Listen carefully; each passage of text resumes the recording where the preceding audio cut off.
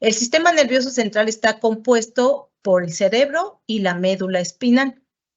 El sistema nervioso periférico es el que proporciona la comunicación entre el sistema nervioso central y las partes del cuerpo a través de los nervios craneales y espinales. Esto es que esta red se crea en lo que es el cerebro, baja por la médula espinal y a través de los nervios craneales y espinales es como llega a todos los órganos. El sistema nervioso central controla y regula cada una de las funciones tanto mentales como físicas de todos los organismos y va a estar con nosotros desde el nacimiento hasta la muerte. Se encarga de organizar, controlar tanto acciones, pensamientos y sentimientos. Es como el arma maestra de todo nuestro organismo. El sistema nervioso central está protegido por lo mismo que es un órgano que se encarga del funcionamiento de todos nuestros órganos, debe de estar bien protegido. Y para eso el cerebro está dentro de la bóveda craneana. El cráneo, que es un hueso sumamente duro, que está justamente diseñado para protegerlo de cualquier agresión externa. Esto mismo, ya lo vamos a ver más adelante, pues va a ser contraproducente en unas situaciones patológicas o en algunas enfermedades. Vamos a ver que esto pues resulta ser contraproducente, pero el resto de nuestra vida nos protege. El cráneo contiene el cerebro. Las vértebras van a ser las que cubran la médula espinal. A su vez, el líquido cefalorraquídeo, que es el que está dentro del cráneo y que protege al cerebro, esto le condiciona una especie de amortiguador al cerebro dentro del mismo cráneo. Está compuesto también y protegido a la vez por 3 membranas que muchos de ustedes tal vez ya las han escuchado mencionar. Y estas 3 membranas es la dura madre, el aracnoides y la pía madre. Ahorita vamos a ver con detalle de qué se trata cada una. La dura madre es la capa protectora más externa y es un tejido resistente, muy resistente, fibroso, y para que se den una idea de la dureza y de la resistencia de esto, es similar al cuero. La dura, hay una parte que está pegada al hueso que se llama periósteo y otra que continúa, que es todo el revestimiento del canal vertebral. Esta parte es como la capa más superficial de todo el sistema nervioso central. Existe otra capa que es la dura meningia. Esta membrana es gruesa, cubre el cerebro y se sumerge entre todo el tejido cerebral, que le proporciona apoyo y protección. Esto es que se mete entre los surcos. La otra capa que está un poco más abajo es el aracnoides. Esta es un lapso o es una capa protectora del medio. Es una membrana un poco más delgada, es más delicada, pero sigue siendo fibrosa, o sea, sigue siendo resistente. Esta capa, que es el aracnoides, abraza libremente al cerebro y también a la médula espinal. Y esta es avascular, quiere decir que no está irrigada, no tiene vasos sanguíneos como tal. Después viene la capa más profunda, que es la pía madre. Esta capa es la capa más interna del tejido, cubre igual y contornea todo el tejido cerebral y espinal. Esta, a diferencia del aracnoides, sí es vascular, o sea, sí tiene vasos sanguíneos. El sistema nervioso central, donde nos vamos a enfocar un poco más, es el cerebro. El cerebro o encéfalo, como lo conocemos, es más común. El término cerebro es el más común, pero también lo podemos conocer como encéfalo. El cerebro tiene una unidad que es la unidad fundamental del sistema nervioso central, que conocemos como neurona o célula nerviosa. De cualquier manera la podemos llamar, pero es más común que la conozcamos por neurona. Esta neurona es la que es una conductora que es altamente especializada. Esta neurona recibe y transmite el impulso nervioso a través de todo nuestro cuerpo, utilizando para ello algunas neuroreceptores y a través de sustancias electroquímicas. La neurona está formada por axones y dendritas. Los axones es como la parte más grande de la neurona y esta se encarga de llevar los impulsos lejos del cuerpo central, es decir, de la parte del centro hacia la periferia. Las dendritas son al contrario, las dendritas llevan los impulsos al cuerpo celular, es decir, de regreso. La neuroglial, esta es la que tiene mayor número y estas proporcionan apoyo a todo el tejido cerebral. Esto quiere decir que es como el relleno del cerebro que le sirve para darle el sostén. O sea, no es que estén volando los axones y las dendritas, sino que están como rellenas o cubiertas de tejido neuroglial y esto le da la consistencia al cerebro como una masa. Estas células neurogliales se encargan de nutrir y proteger a las neuronas. Vamos a ver, ¿a qué se refiere con esto? O sea, recordemos que el tejido cerebral, si alguna vez han tenido oportunidad de entrar a una cirugía o a una neurocirugía, verán que es un tejido muy friable, muy suave, muy delicado. Esto es porque justamente está conformado por estas axones y dendritas y cubierto por las células neurogliales. Vamos a pensar que este cerebro está cubierto por estas membranas, está revestido por estas 3 capas. Cada una de estas capas contienen líquido cefalorraquídeo. Hay un espacio que permite que el cerebro pueda trabajar libremente. No es un trabajo mecánico, pero sí tiene ciertas funciones que permiten, que deben de mantenerlo estos espacios íntegros. Estos espacios, el más conocido es el espacio epidural. Este espacio epidural es el espacio que existe entre el cráneo y la dura madre, que es la membrana más gruesa. El espacio subdural es el espacio que existe entre la dura madre y el aracnoides. Y el espacio subaracnoideo es aquel que está entre el aracnoides y la pía madre. O sea, las membranas no es que estén adosadas ni están pegadas, existe un espacio. Y este espacio permite que el cerebro funcione de esa manera, que se mantengan como las presiones y se mantenga protegido. El espacio subaracnoideo y los cuartos ventrículos, que son unos espacios que contienen mayor cantidad de líquido cefalorraquídeo. Este líquido cefalorraquídeo es el que le va a permitir la protección al cerebro. El líquido cefalorraquídeo es agua, que contiene trazas de minerales orgánicos, principalmente proteínas, pero solo trazas. También contiene glucosa y algunos minerales. Es importante conocer cuáles estas cantidades, qué proporción tenemos en el líquido cefalorraquídeo, porque de ahí nosotros vamos a ver si ese líquido cefalorraquídeo es normal o está asociado a una patología de acuerdo a la cantidad que se encuentre tanto de estos minerales orgánicos, tanto de estas proteínas, como de la glucosa y los minerales. El sistema nervioso central lo conocemos como una superautopista de información del cuerpo. Es decir, siempre hay movimiento, suponiendo que vamos a imaginarnos que es una autopista en la cual van y vienen carros constantemente, siempre, nunca para.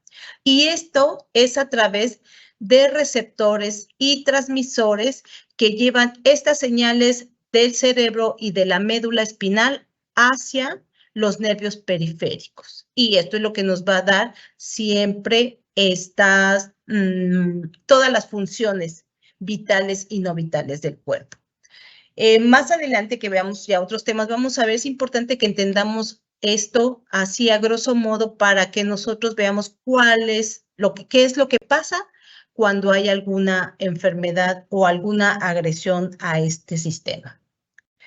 El cerebro está conformado por un núcleo nervioso y este núcleo nervioso se encarga de actividades sensoriales y motoras, así como la inteligencia también. La capa externa, que también la conocemos como la corteza cerebral, también contiene, la siguiente parte es lo que ya conocemos como la materia gris, que son cuerpos celulares neuronales. Después viene una capa que es la capa interna. Esto ya estamos hablando de lo que es estructuralmente el cerebro que está abajo de estas membranas que son la dura madre, el aracnoides y la pía madre. Esta masa que es el cerebro está conformada por esto, por núcleos nerviosos, materia gris y materia blanca.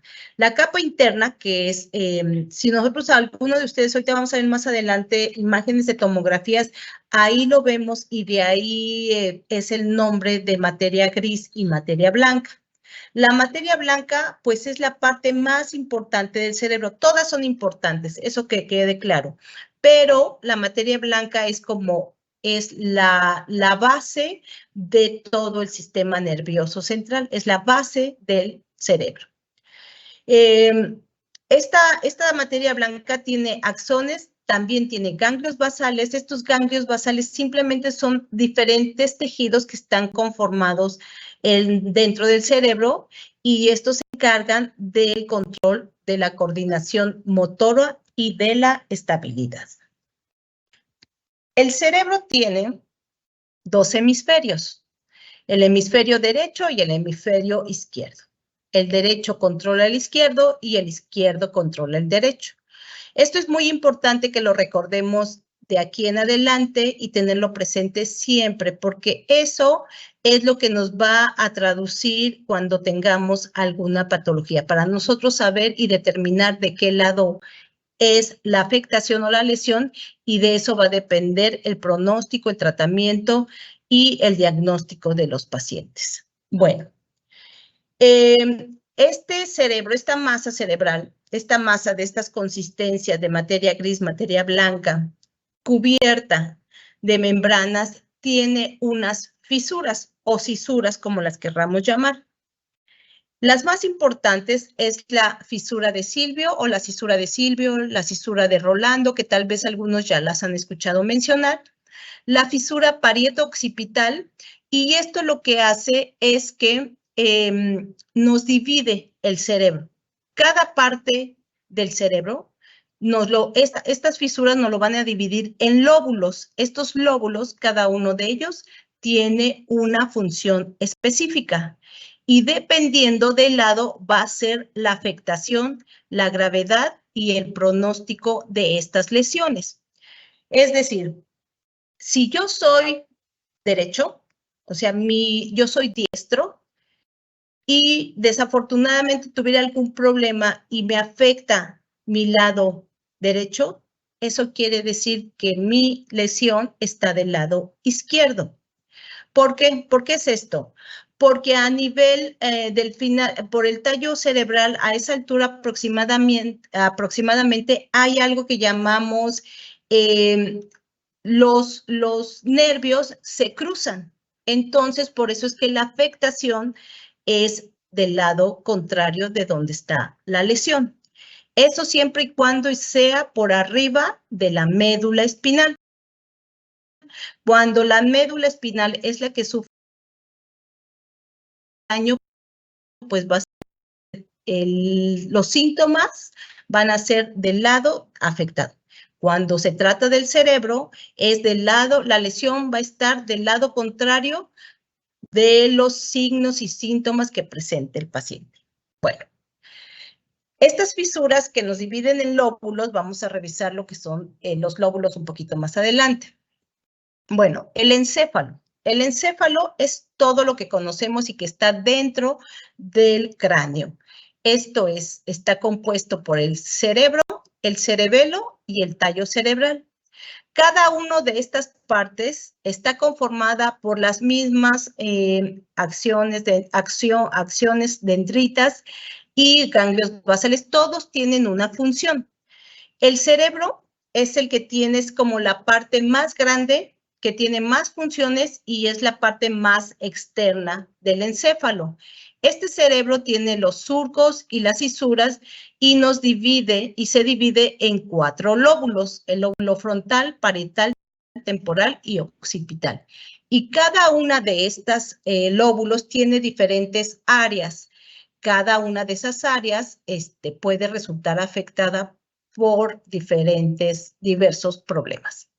El cerebelo tiene 2 hemisferios cerebelosos, uno de cada lado, y en medio está el vérmix, que es el que le da como el sostén y la unión al cerebelo, y estos también tienen diferentes funciones.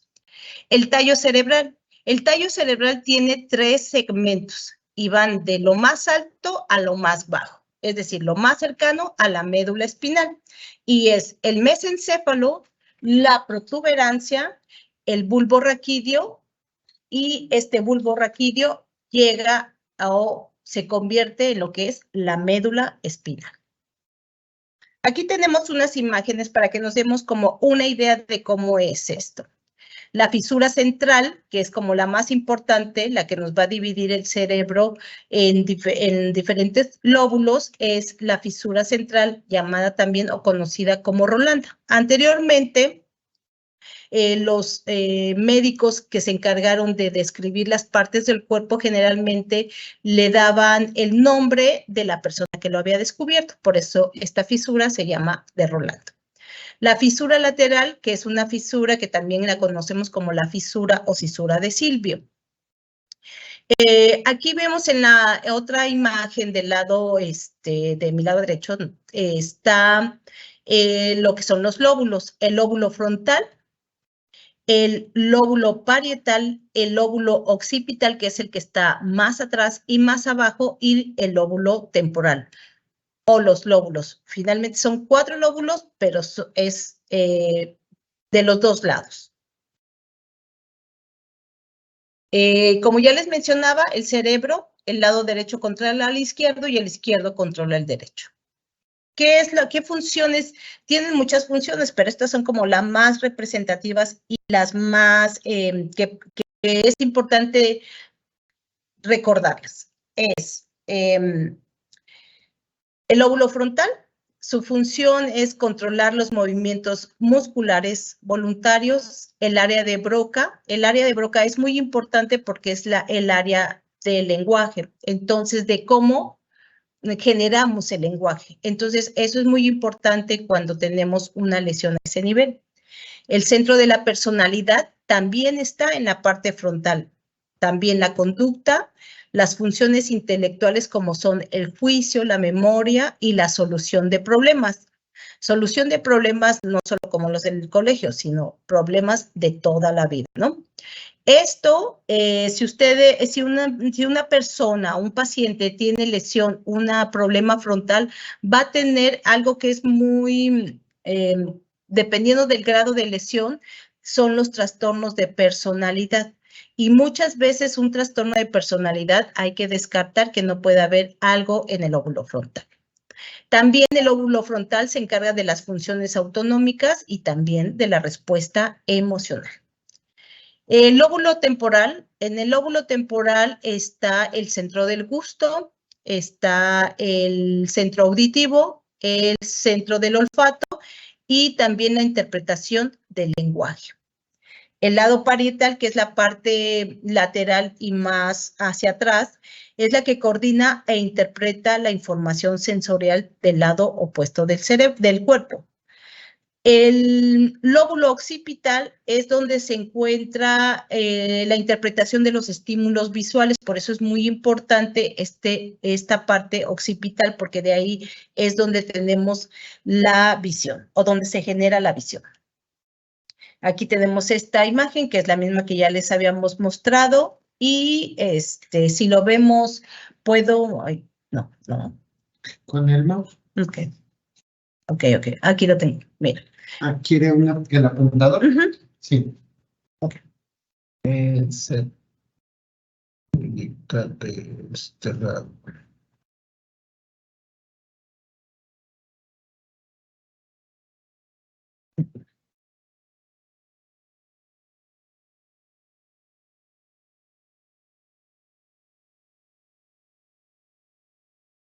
No, pantalla. No.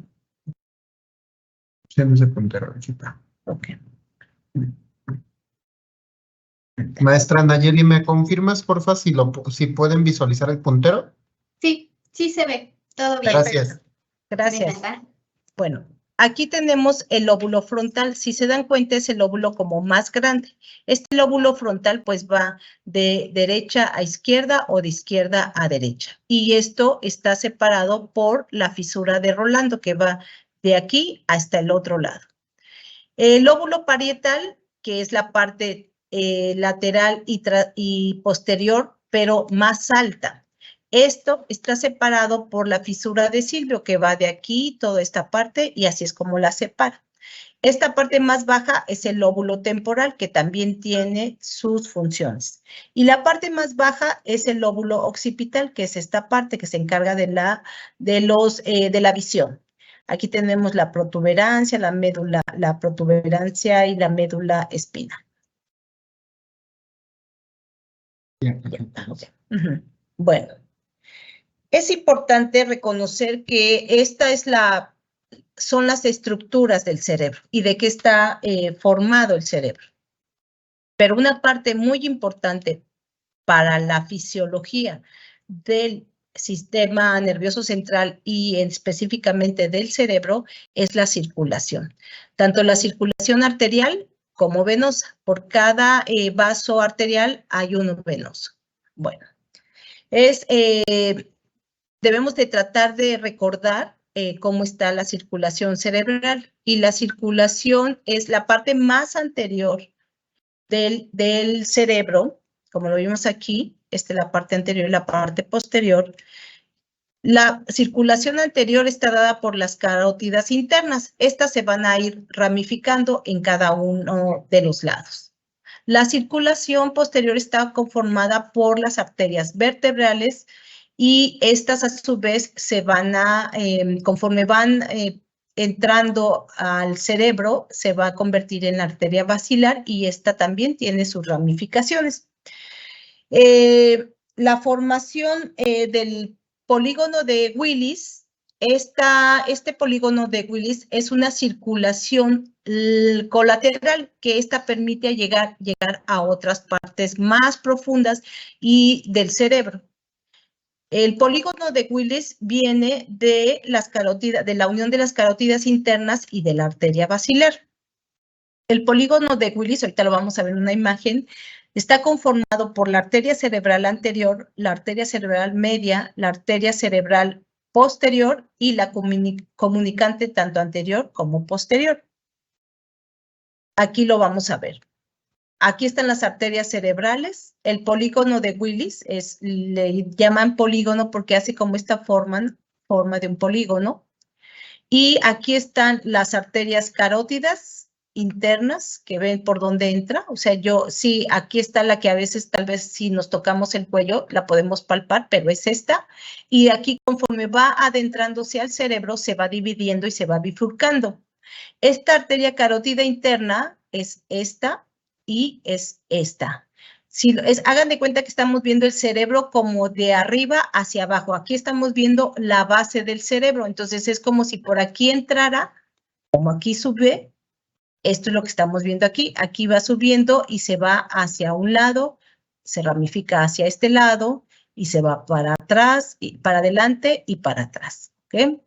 Aquí está la arteria basilar, la arteria vertebral y las arterias cerebrales. ¿Por qué es importante que nosotros por lo menos tengamos idea de que existen estas arterias? La arteria que, aunque es una circulación colateral, es la circulación más importante, el polígono de Willis, porque es la que le va a dar, es la que está como más profunda y es la que va a dar la irrigación a todo el cerebro. El cerebro pesa aproximadamente 1,350 gramos. Quiere decir que es el 2% del peso de un adulto. El gasto cardíaco del cerebro equivale al 15% del gasto cardíaco total, o sea, 750 mililitros por minuto. Si tomamos en cuenta cuánto pesa el cerebro, 2% del peso corporal total de un humano, estamos ocupando el 15% del gasto cardíaco. Quiere decir que es un órgano, como todos lo sabemos, que requiere que todas estas condiciones hemodinámicas estén bien controladas para que nuestro cerebro funcione perfectamente. El flujo sanguíneo cerebral es aproximadamente 50 mililitros por cada 100 gramos por minuto. El consumo de oxígeno es una tasa promedio de 3.5 mililitros por cada 100 gramos de cerebro.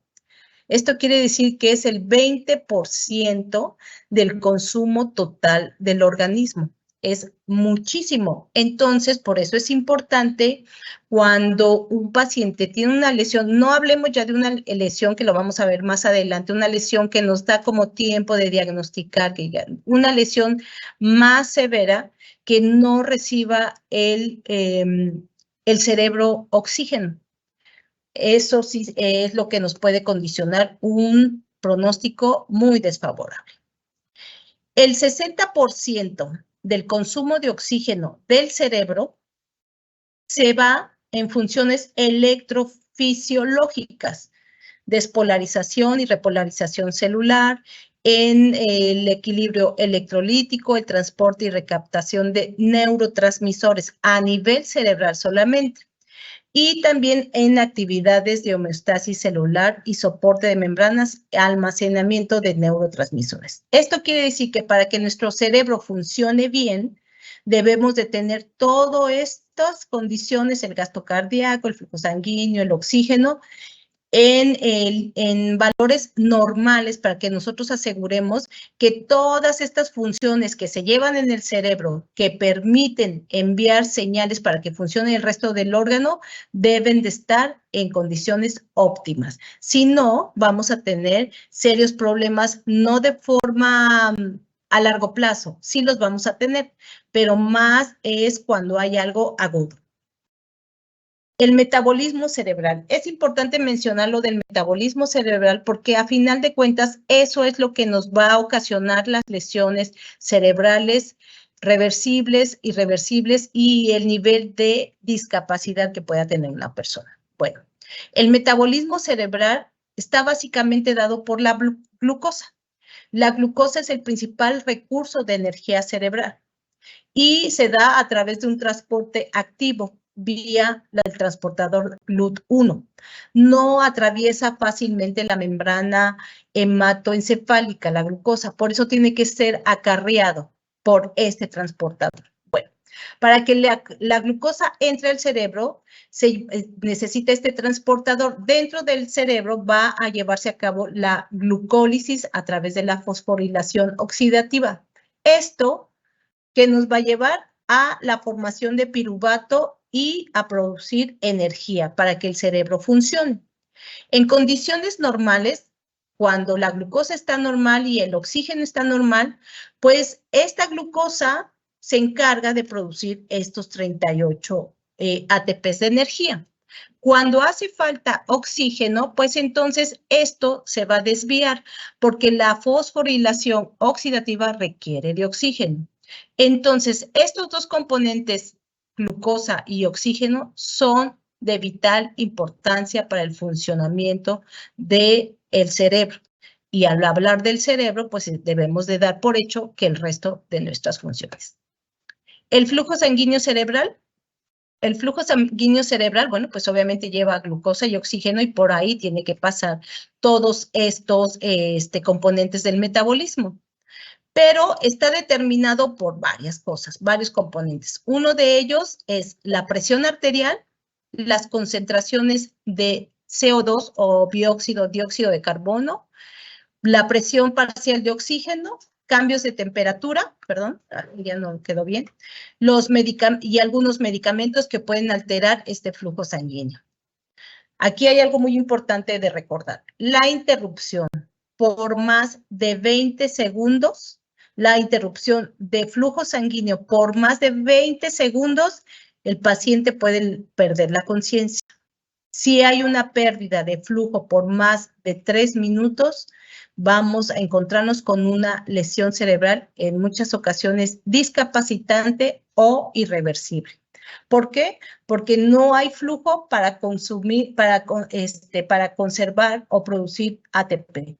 Lo que sucede es que en este tiempo de 3 minutos se van a consumir las reservas energéticas de ATP. Y entonces, ya si no entra ni oxígeno ni glucosa, no hay flujo sanguíneo, pues entonces no tenemos cómo producir energía.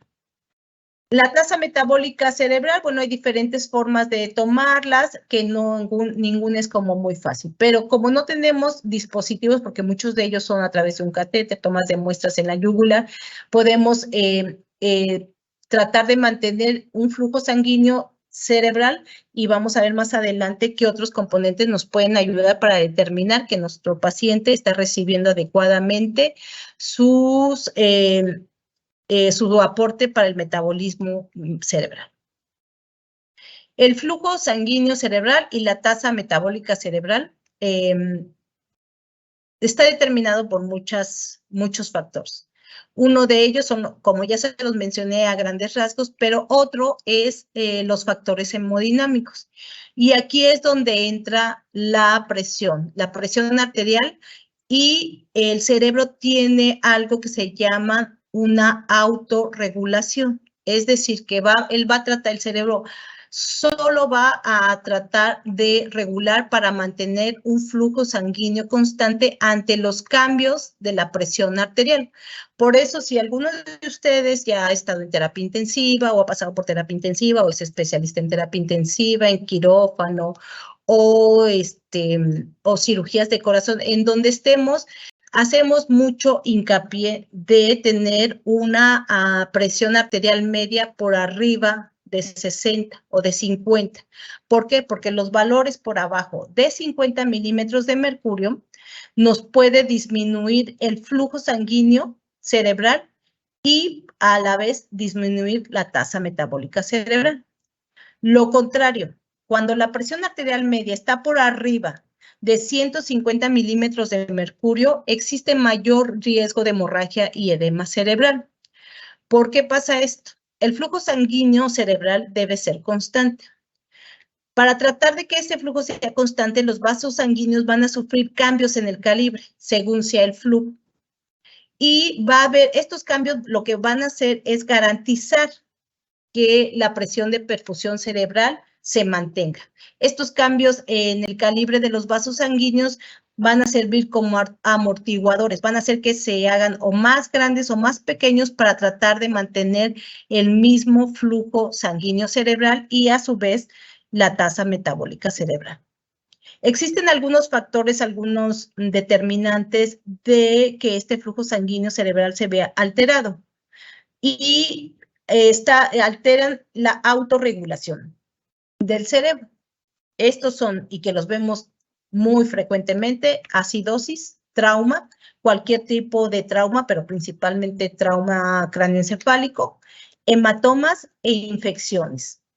Esto hace que se pierda esta autorregulación y aumenta el flujo sanguíneo cerebral, que esto nos va a llevar a un aumento en la presión intracraneana. Y ahorita vamos a revisar eso. Bueno, esto es lo que pasa esta es la autorregulación cerebral. La autorregulación, aquí tenemos lo que es el flujo sanguíneo cerebral. Y en este eje tenemos la presión arterial media. Bueno, aquí nosotros conforme vamos aumentando la presión arterial, pues el flujo sanguíneo cerebral va a aumentar, pero aquí se va a mantener, aunque vaya subiendo la presión, el flujo cerebral se va a mantener. Pero va a llegar un momento en que ya no va a ser posible mantenerlo y entonces aquí es donde empieza a subir y eso nos va a ocasionar un aumento de la presión intracerebral y con su consecuente daño al tejido celular, al tejido cerebral, perdón. Bueno, ¿qué es lo que pasa? Este es un vaso sanguíneo. La presión, donde lo que va a aumentar es la presión transmural, es decir, hagan de cuenta que es una manguera que nosotros la doblamos y esa presión en esos dos extremos va a estar muy alta. Entonces, esta pared es donde va a estar más presionada, es decir, aquí el flujo va a estar más alto y va a lesionar esta pared. El CO2, ¿qué es lo que pasa con el CO2? Va a ocasionar vasodilatación, entonces nos va a abrir este vaso sanguíneo, que eso tampoco es bueno.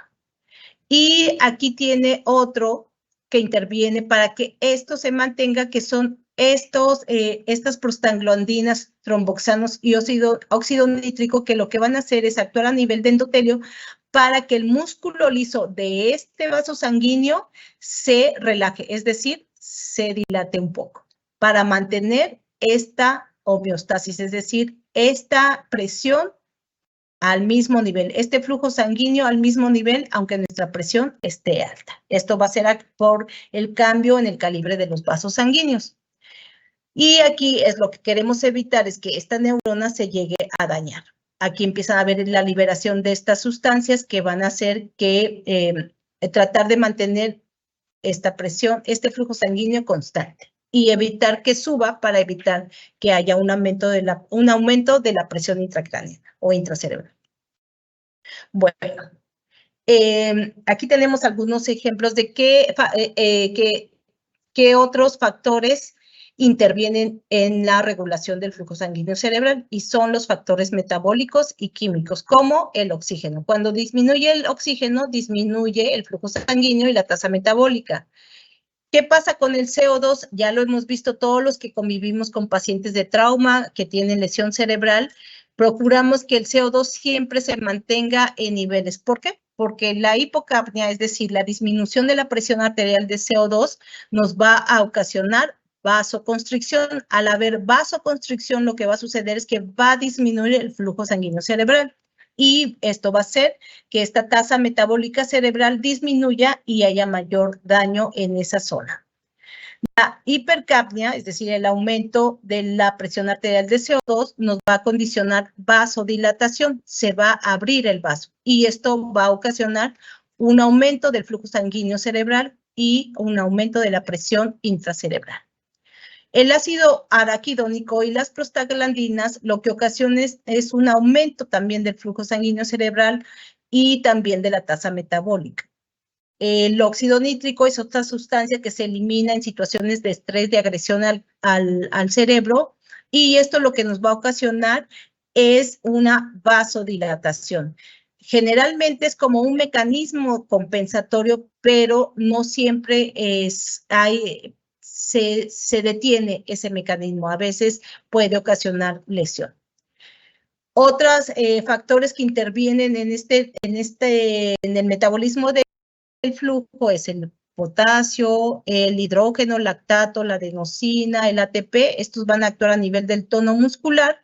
El péptido intestinal vasoactivo, la sustancia P, todas estas sustancias van a alterar el flujo sanguíneo cerebral. Otros que también vemos, lo vemos más común, tanto el CO2 como el oxígeno, siempre estamos como muy pendientes de ellos, ¿no? La glucosa también, siempre estamos checando la glucosa. La temperatura, ¿cuáles son los efectos de la temperatura en el flujo sanguíneo cerebral? Esto es que la hipotermia va a disminuir el flujo sanguíneo cerebral y a su vez la tasa metabólica cerebral.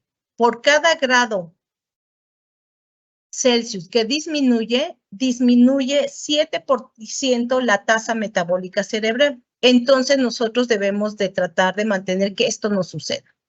Bueno, tal vez algunos ya han visto o han convivido con la hipotermia controlada como neuroprotección.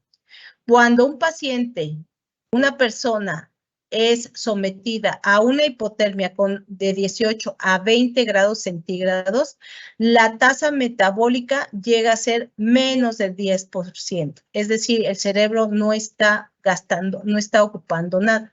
De ahí que se han hecho muchos estudios referente a la hipotermia controlada.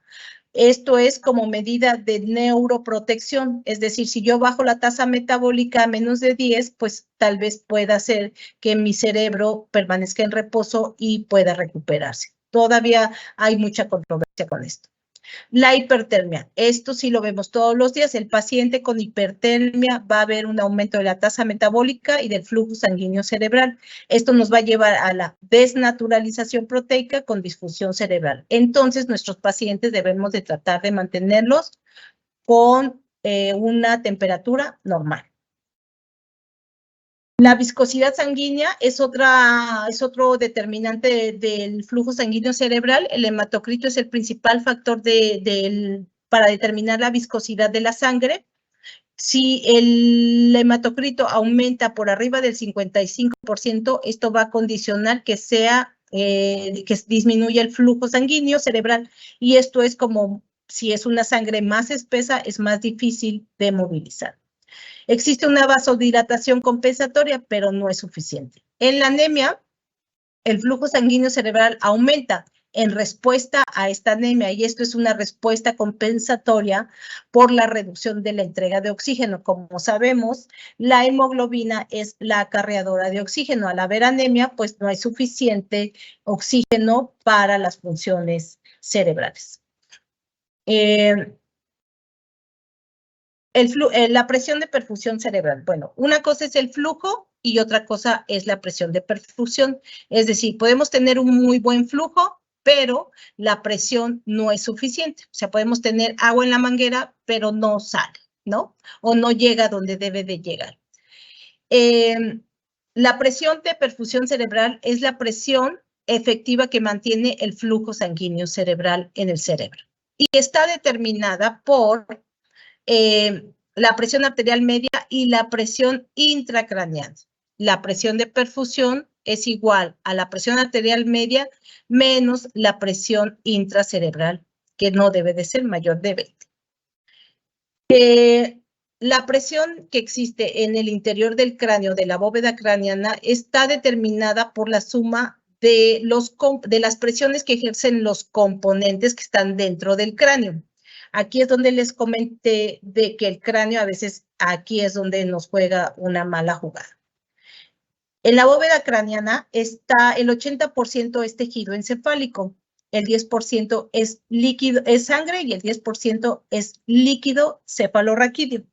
Debe de haber una homeostasis entre estos tres y debe de mantenerse en ese porcentaje. Si alguno de estos aumenta, debe de bajar alguno de estos. ¿Por qué? Porque la bóveda craneana no permite, no es distendible. Entonces, no podemos, si esto aumenta, pero este no disminuye, va a haber un aumento de la presión en esa bóveda craneana. La compliance cerebral es aquella que si aumenta uno de sus componentes, debe de acompañarse por una reducción igual de otra parte de estas tres, para mantener la presión intracerebral. Esta compliance se refiere a que alguno de estos debe de hacer algo para que siga manteniéndose la presión intracraneana dentro de lo normal. ¿Okay? La compliance cerebral es la cantidad de unidades de volumen que se necesita para aumentar la presión intracraneana en una unidad de presión en un punto de la curva. Es decir, que si yo no logro mantener que estos estén en este porcentaje o mantener este 100%, entonces esto es lo que va a ocasionar que aumente la presión y empiece a ocasionar un aumento de presión en el tejido encefálico. Vamos a hablar de algo que que después lo van a ver en las otras pláticas, es la teoría de Monroe-Kelly. Esta teoría nos dice que si el cráneo está intacto, entonces la suma de sus volúmenes del cerebro, líquido cefalorraquídeo, y el volumen de sangre intracraneal es constante. Si uno de estos tres componentes aumenta o disminuye de volumen, los demás deben de compensarlo, cambiando su volumen, ya sea disminuyéndolo o aumentándolo. El líquido cefalorraquídeo, si hay un aumento de alguno de estos componentes, lo que va a hacer es que va a drenar hacia el espacio subaracnoideo de la médula, es decir, va a tratar de disminuir ese 10% para mantener esto en equilibrio. Las arteriolas y las arterias cerebrales lo que van a hacer para compensar ese aumento de volumen de uno de los componentes va a ser que aumentan su tono vascular. Esto va a hacer que aumente el flujo arterial, llevándonos a una velocidad mayor de flujo. Y el volumen intracraneal, ¿qué es lo que puede hacer? Pues aumentar la presión intracraneal como una medida compensatoria. Y esto, ¿qué es lo que va a hacer en caso de que aumente? Pues la presión de perfusión cerebral va a disminuir. ¿Qué va a suceder? Que va a ocasionar que haya una lesión a donde llegue donde haya mayor aumento de esa presión. Va a ocasionar que no haya suficiente riego sanguíneo. La presión intracerebral, cuando aumenta, lo que sucede es que va a reducir el volumen de cada uno de esos componentes intracraneales. Lo va a tratar de hacer, pero cuando esto no sucede es cuando nosotros debemos de intervenir. Es ahí donde entran los tratamientos médicos para disminuir la presión intracraneal, que creo que lo van a ver más adelante. ¿No? Bueno. Dentro de la medición. De la presión. Sí, ok. Bueno, dentro de las medidas para nosotros tratar de disminuir esa hipertensión intracraniana va a ser la posición de la cabecera, que esto va a hacer que mejore el drenaje venoso, es decir, va a bajar la presión, es disminuir de alguna forma voluntaria, bajar uno de los componentes de la teoría de Monroe-Kelly. La hiperventilación ya vimos que hace que disminuimos el CO2 y disminuye el flujo sanguíneo.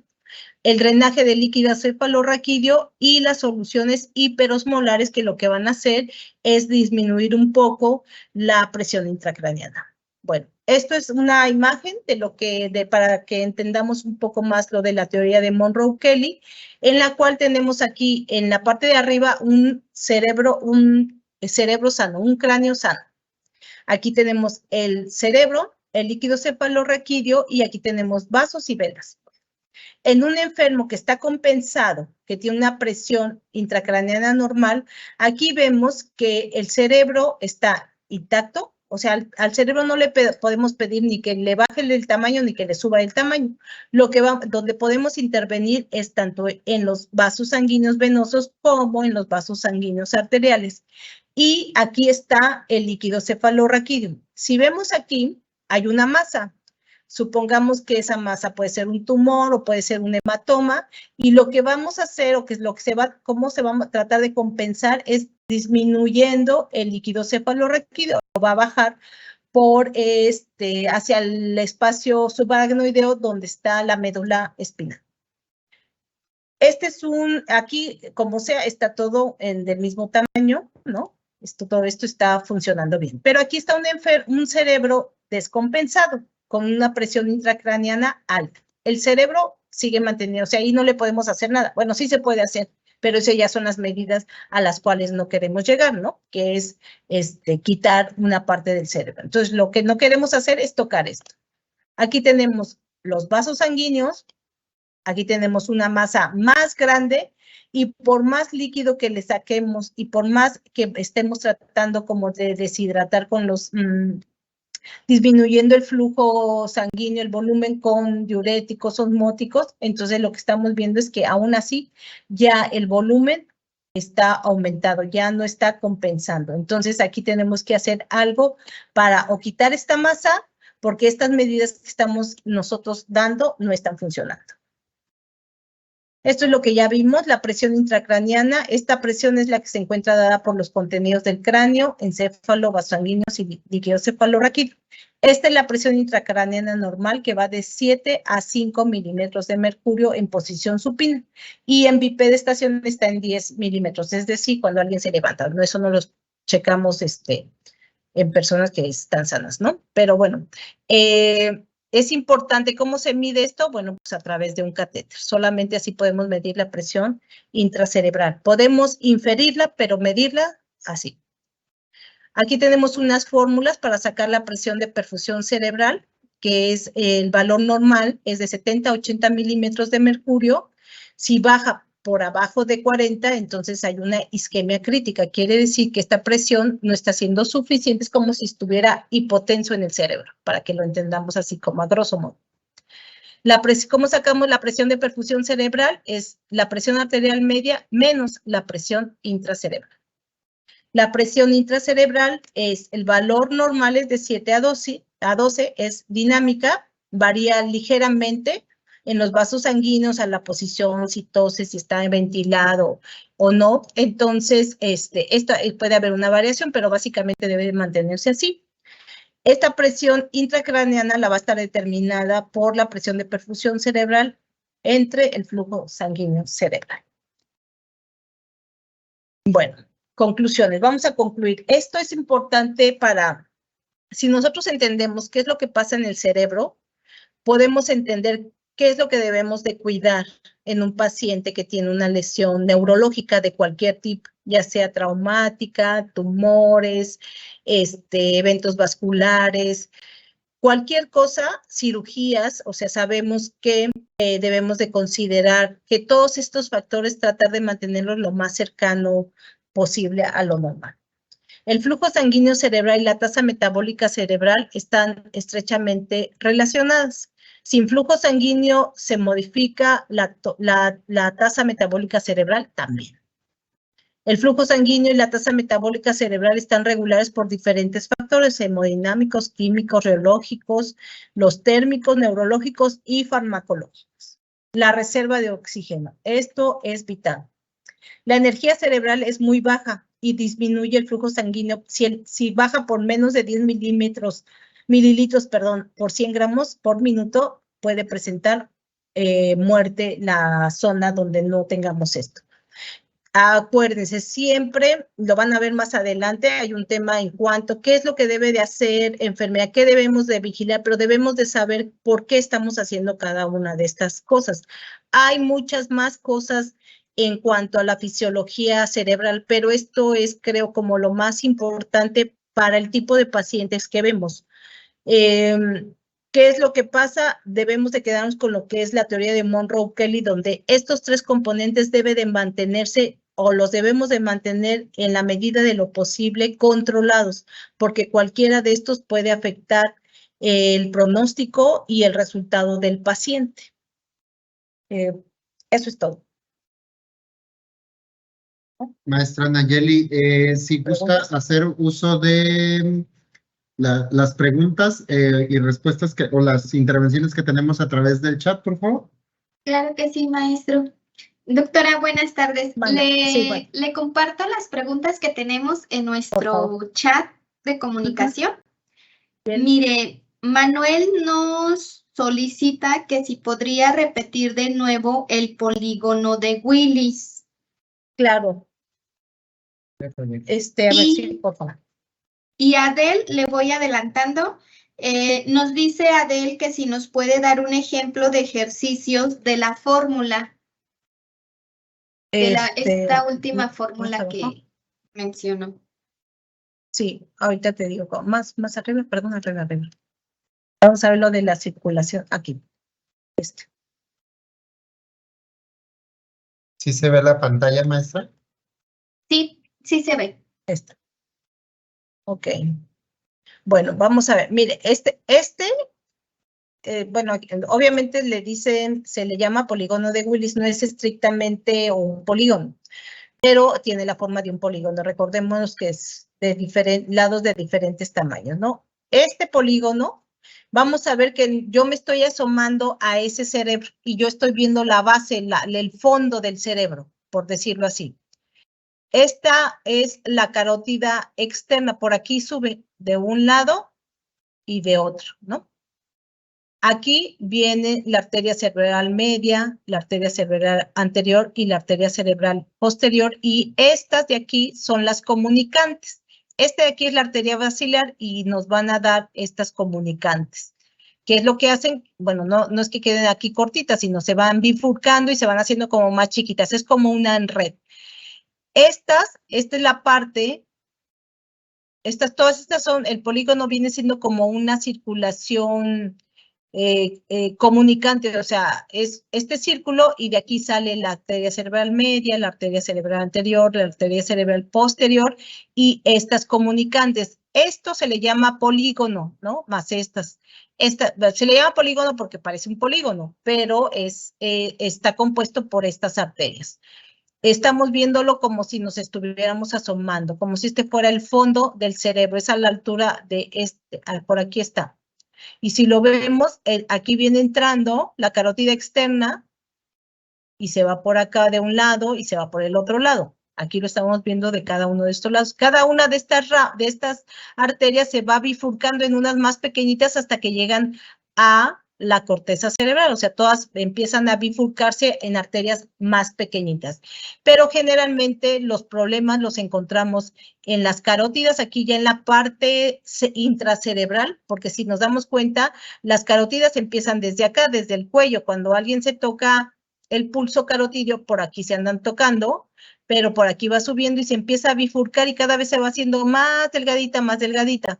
Porque es importante estas que son pequeñas, pero son las que más reconocidas porque la mayoría de las lesiones pueden estar en estos vasos. O sea, no quiere decir, si no es lo mismo que se tape desde aquí, desde esta base que vendría siendo como a esta altura, si se tapa esta, pues ya se tapó esta y toda esta parte, ¿no? Que si se tapa por aquí, o sea, la lesión va a quedar aquí. Pero si se tapa desde aquí abajo, pues la lesión va a ser todo esto, ¿no? Por eso es que es importante reconocer estas arterias. Solamente hay que saber que en el polígono de Willis están estas arterias que son las que mayormente se afectan. Las arterias basilares, por ejemplo, si se tapa esta, pues entonces el daño va a ser a toda esta parte. Entonces, entre más gruesa y se tapa alguna o se rompe o se lesiona, pues obviamente el daño va a ser menor a que si se tapara esta pequeñita o esta que está aquí, porque pues el daño va a ser menor. Por eso es importante reconocerlo.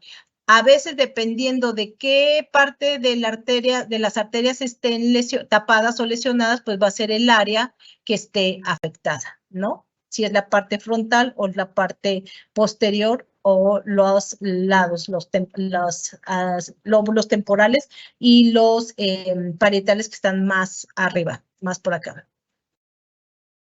¿Quedó aclarada la duda? Y vamos con el ejemplo. Muy bien, doctora. Esperemos que nos conteste Manuel. Y si gusta continuar con el ejemplo, ya ahorita le respondo qué contestó. Sí. Mire, vamos a hacer si el paciente tiene, vamos a hacer, le estoy midiendo la presión intracraneana con un catéter, ¿no? Y el paciente tiene una presión intracraneana de 10, le vamos a poner. Pero mi presión de perfusión, ¿cómo voy a sacar mi presión de perfusión? ¿No? Entonces, mi presión de perfusión, yo tengo una presión, hagan de cuenta que tengo la más baja que vimos, que era de 50 a 150, tiene, bueno, vamos a ponerle 80. Tiene 80 de presión arterial media, menos 20 de presión intracraneana. La presión de perfusión cerebral está en 60. Quiere decir que mi presión de perfusión cerebral está por abajo del 70, que es el límite inferior. Entonces, eso va a ocasionar que haya lesión.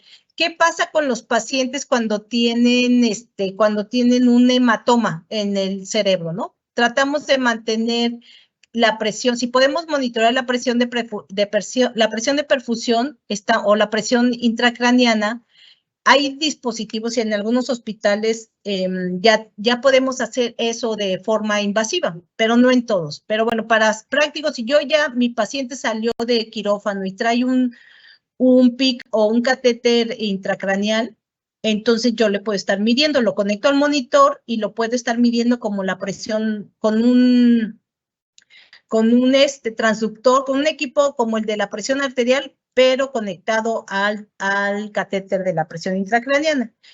¿Qué quiere decir si yo tengo mi presión arterial de 80, mi presión arterial media de 80 y mi PIC de 20? Quiere decir que esos 60 me están ocasionando que no le llegue suficiente, que está hipotenso, por decirlo así, hipotenso para el cerebro. ¿Qué tengo que hacer? O le subo la presión arterial o le bajo la presión intracraneana. ¿Y cómo se la voy a bajar? Bueno, que estuviera 10. A lo mejor, otro ejemplo, los mismos 80 de presión arterial media, 80, y mi PIC está en 10. Entonces tengo 80 de presión arterial media, menos 10, tengo 70. Pues mi presión de perfusión está normal.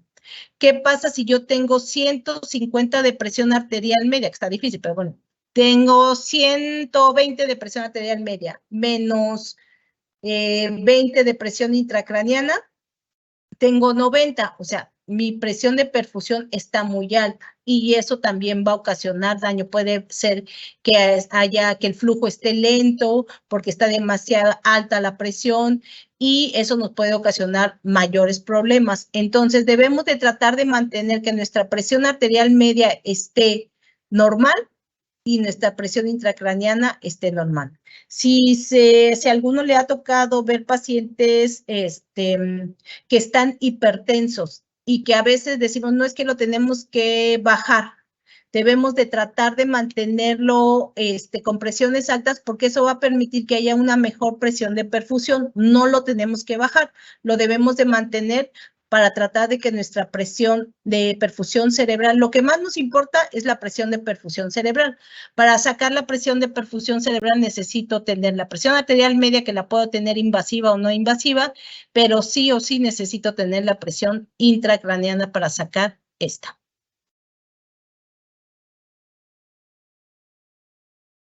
¿Alguna duda más?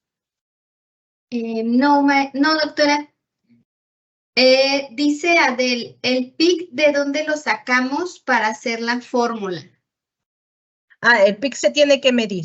Tiene que haber un catéter. Ajá, primero tienes que medir cuánto mide tu PIC y de ahí ya se deriva todo. La presión intracraneana se mide así.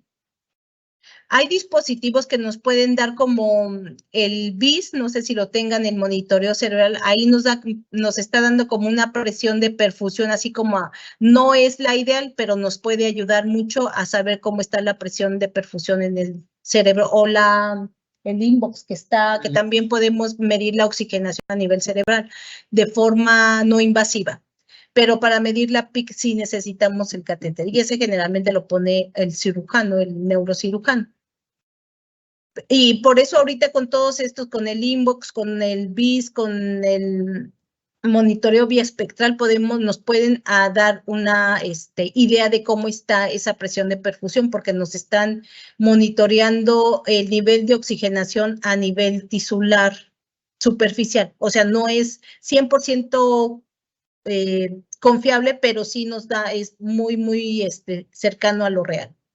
Todos estos dispositivos que existen para medir esto. Estas son fórmulas y que antes se utilizaban mucho cuando había, sobre todo en centros especializados de neurocirugía, ¿no? Aquí muchas veces, si un paciente tiene un drenaje en el cerebro y también tiene un catéter, pues no es 100% confiable. Puede ser un catéter intracerebral o intraventricular, también nos sirve, cualquiera de esos. Muy bien, doctora, pues muchísimas gracias. ¿Alguna otra pregunta? Bueno, mire, Manuel está contestando. Sí. Dice, ¿la bajada súbita de antihipertensivo indicado sublingual es contradictorio para la PPC? Sí. No debemos nunca de bajar. Es peor bajar la presión, y si la bajamos muy rápido, a tener la presión alta.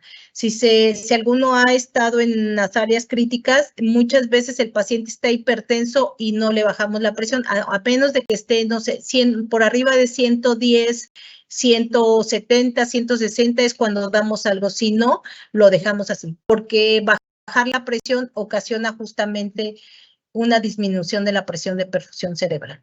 Entonces, de hecho, antes se usaba, hubo un tiempo en el que se usó mucho el mantener, incluso ponerles norepinefrina para subir la presión, para mantener una presión de perfusión.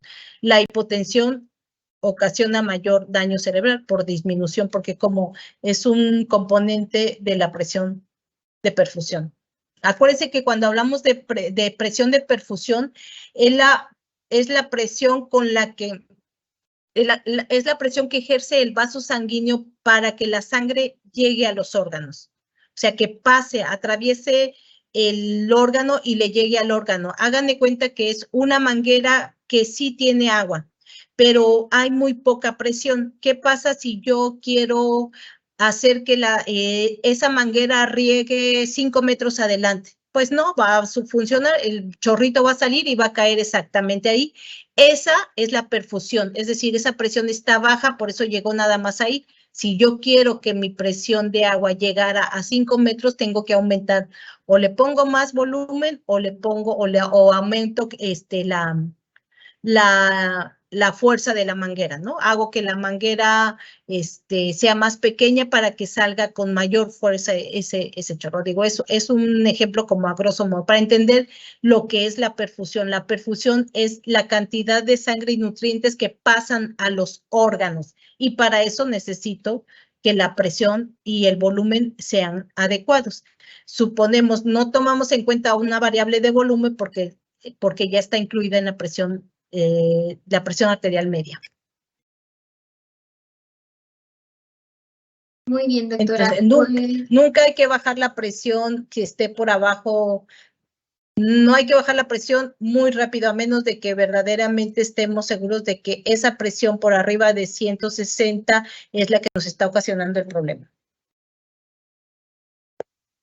Y menos sublingual, no. Hay que hacer otras medidas y tener paciencia. O sea, si el paciente está asintomático y tuviera 160, 100, pero está bien y tiene una hemorragia o un infarto cerebral o un tumor, lo dejamos así y vamos dando medicamento para que llegue a bajar, pero no súbitamente. La hipotensión súbita puede ser muy dañina para el cerebro. Muy bien, doctora. Pues muchísimas gracias. Creo que todo quedó claro. Si hay alguna más, nos mandan un mensajito y ahí las vamos contestando.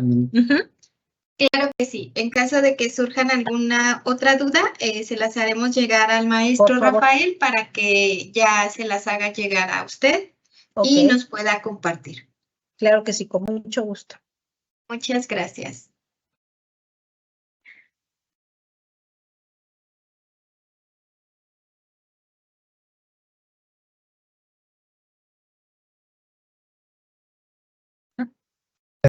¿Tenemos alguna otra pregunta, maestra, en el baúl de preguntas o en el chat? No, maestro Rafael, ya no tenemos ninguna otra pregunta. Ok, perfecto, muchas gracias. Pues entonces, antes de pasar al siguiente tema, ¿le parece si damos un break de 10 minutos? Claro que sí. Que los chicos se paren al baño, tomen agua y para posterior iniciar con el siguiente tema. Claro que sí, maestro. Nos vemos a las 4:57, a las 5 de la tarde para volver a conectarnos nuevamente.